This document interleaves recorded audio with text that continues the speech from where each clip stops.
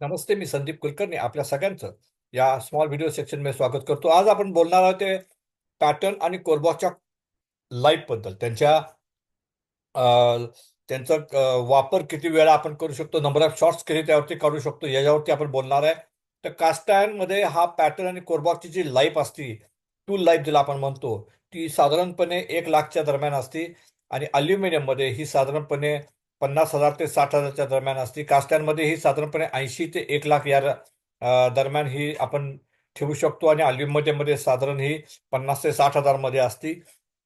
हे आपण ज्यावेळेस प्रोडक्शन करतो त्यावेळेस ह्याचा डेटा आपण मेंटेन करायला पाहिजे. आणि तो जर प्रॉपरली आपण मेंटेन केला तर आपल्याला समजू शकतं की माझी लाईफ काय, माझं टूलिंग काय कंडिशनला आहे, मला कधी हे टूलिंग माझं संपणार आहे, कधी कधी त्याची लाईफ संपणार आहे. आणि त्या हिशोबानं तुम्हाला नवीन टूलिंग हे करायला येऊ शकतं. त्या पद्धतीनं तुम्ही तुमचं प्लॅनिंग करू शकता.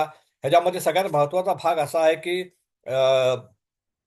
केवळ टूल लाईफच नाही, तर ह्यामध्ये अजून एक फॅक्टर असतो, तो म्हणजे तुमचा पिरियॉडिक लेआउट. तुमचा कास्टिंगचा पिरियॉडिक लेआउट सुद्धा तुम्ही बघत जावा. म्हणजे तुमच्या लक्षात येईल की जर तुम्ही समजा 25,000 कास्टिंग नंतर कास्टिंगचा लेआउट केला, परत 50,000 न केला, तर तुम्हाला लक्षात येईल की 25,000 आणि 50,000 मध्ये कोणकोणते डायमेन्शन्स मध्ये व्हेरिएशन्स आलेले आहेत, कोणकोणत्या डायमेन्शन मध्ये मला प्रॉब्लेम दिसतोय, आणि कुठलं डायमेन्शन हे माझ्या टॉलरन्सच्या बाहेर जायला लागलंय किंवा जाऊ शकतं, किंवा त्यामध्ये मला प्रॉब्लेम येऊ शकतो. हे जर तुमच्या लक्षात आलं तर कदाचित तुम्हाला टूल लाईफ वरती काम करताना अजून एक ॲडिशनल फोकस मिळू शकतो, एक ॲडिशनल सपोर्ट मिळू शकतो, जेणेकरून तुम्हाला तुमचं टूल लाईफ हे खराब व्हायच्या आधी तुमचं टूल तुम्हाला बदलता येईल. आणि तुमचं जे प्रोडक्टिव्हिटी आहे ती हॅम्पर होणार नाही, सप्लाय हॅम्पर होणार नाही, कस्टमर हॅम्पर होणार नाही.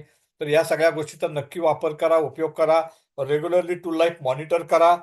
टूल लाईफ मॉनिटर करत असताना एक्सेल शीट किंवा इतर कोणत्याही पद्धतीनं तुम्ही जर रेग्युलर प्रोडक्शन ऍड करत गेल तर तुमच्या लक्षात येईल की माझे टूल लाईफ किती राहिले, किती झाले. कॅव्हिटी वाईज हे आपल्याला मॉनिटर करायला पाहिजे. आणि तुम्हाला जसं म्हणलं तसं मी लेआउटचा वापर एक सपोर्टिंग टूल म्हणून करा. लेआउटमध्ये मिळणाऱ्या डायमेन्शनमुळं, त्यातल्या गाईडलाईन्समुळं, त्यातल्या ट्रेंड्समुळं तुम्हाला या टूलवरती अधिक चांगल्या पद्धतीनं फोकस करता येईल, अधिक चांगल्या पद्धतीनं काम करता येईल. आणि नक्कीच त्याचा फायदा तुम्हाला या पूर्ण प्रोसेसमध्ये होईल अशी आशा आहे.